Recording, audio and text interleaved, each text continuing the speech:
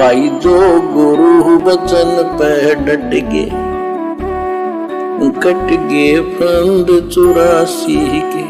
आज उनकी अकाल मृत्यु, एक्सीडेंट में मृत्यु, फांसी खा खा के मर रहे हैं, जहर खा खा के मर रहे हैं। किसी प्रकार का कोई विशेष लाभ उनको नहीं, केवल उनकी बैटरी चार्ज है थोड़ी बहुत, उस बैटरी से उनको थोड़े बहुत लाभ मिल रहे हैं और आने वाले समय में होगी महादुर्गति। तो इसलिए परमात्मा कह रहे हैं कि भैया आन उपासना में अगर जरा भी आपने आगे हाथ कर दिया या सहयोग कर दिया, उसी समय आपका परमात्मा, आपका गुरु आपसे रुष्ट हो जाएगा। और भाई और बहनों, ये गुरु, ये परमात्मा, ये कबीर, ये सतगुरु रामपाल जी भगवान अपने परिवार से, इन कोऑर्डिनेटरों से, आश्रम संचालकों से और आंख बंद करके पिछले 10 साल से जो इन आश्रमों में आ रहे हैं, जा रहे हैं, साथ संगति के वीडियो देखने के बाद भी सच्चाई को स्वीकार नहीं कर रहे, परमात्मा उन सब से दूर है।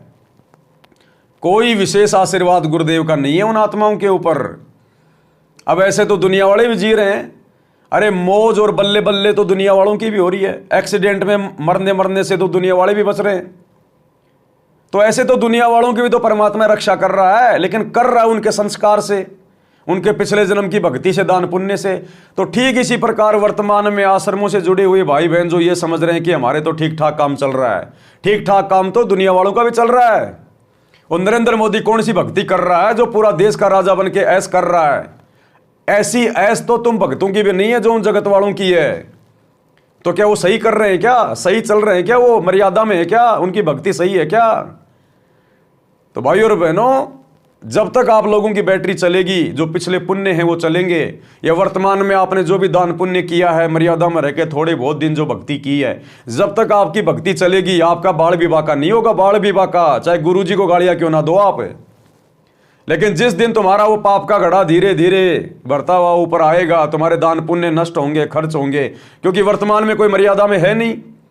मर्यादा में नहीं है तो वर्तमान में चाहे कितना दान कर लो, कितनी भक्ति कर लो, पुण्य तुम्हारे बनेंगे नहीं। तो तुम्हारे संस्कारों में कोई परिवर्तन नहीं हो सकता। तो आने वाले समय में जिस भगत की जैसी मौत है, जैसी दुर्गति है, वो वैसी होके रहेगी। समाधान केवल एक ही है, अच्छे से साथ संगति की वीडियो देख लो, ज्ञान और अज्ञान से परिचित हो जाओ, और उसके बाद में गुरुदेव से अपने घर पर दंडवत करके, जाने अनजाने की समायाचना मांग के और साथ संगति की वीडियो देखकर, मर्यादाओं में रहकर, गुरु को इष्ट मानकर और भाई अपनी भक्ति शुरू कर दो। तो हो सकता है परमात्मा तुम्हें क्षमा कर दे, अन्यथा अब दूसरा कोई ऑप्शन नहीं है। बहुत दुखी कर लिया तुम लोगों ने गुरुदेव भगवान को। हद होती है, हद। 10 साल कम नहीं होती है।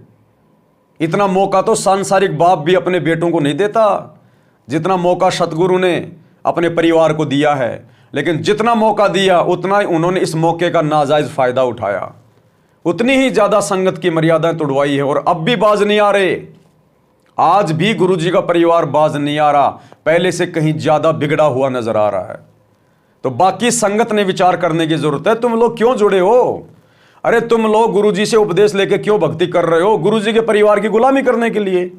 गुरुजी के परिवार की चप्पल चाटने के लिए? क्या ये चप्पल तो तुम पहले भी चाट रहे थे दुनिया वालों की, और इस मार्ग में आने के बाद तुमने वही चमचागिरी शुरू कर दी। अरे थोड़ा सा ज्ञान को आधार बनाओ। ये भक्ति हमें मोक्ष प्राप्त करने के लिए करनी है, गुलामी करने के लिए नहीं। गुलामी भी करो तो अपने गुरुजी की करो। गुरु के परिवार की गुलामी करने से नरक मिलेगा, सतलोक नहीं मिलेगा। तो आज सतलोक आश्रमों से जुड़ी हुई जितनी भी संगत है, उन सब की मर्यादा खंडित है। एक भी माई का लाल अपने दिल पे हाथ रख के ये नहीं कह सकता कि मैं पूरी तरह से मर्यादा में हूं। और सत्सेवक भाई बहन सीना ठोक के कह सकते हैं कि हमारे गुरुजी के आशीर्वाद से हम पूर्णतया मर्यादा में चल रहे हैं।